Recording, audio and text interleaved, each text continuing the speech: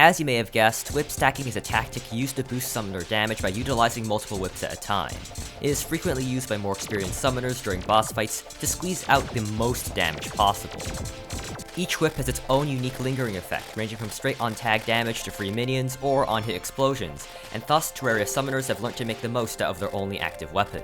It may be brainpower intensive, but when used correctly, it can seriously improve your damage during fights. This is the basics of whip stacking in 100 seconds.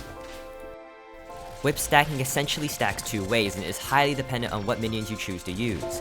Ask yourself, is your minion a low damage minion that attacks quickly, or a high damage minion that attacks more slowly? This will determine what whips you want to stack. If you're running a low damage blitz minion, your goal with whip stacking is to maximize tag damage. Since tag damage is a flat boost per hit, it benefits fast attacking minions massively compared to slower minions. Meanwhile, if you're running a high damage minion, your goal will instead be to maximize the speed of your Firecracker. The Firecracker's ability procs an explosion and minion hit for 2.75 times minion damage, meaning that it synergizes greatly with higher damage minions. In this case, we can use whip stacking to increase the swing speed of the Firecracker itself, meaning that we get more explosions per second and improve our DPS overall.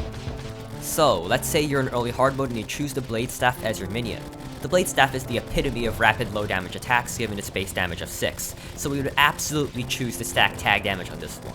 Thus, why the recommended whip stack with the Blade Staff is Cool Whip with Spinal Tap. Even with just the addition of this one whip, you can already see the massive increase in DPS.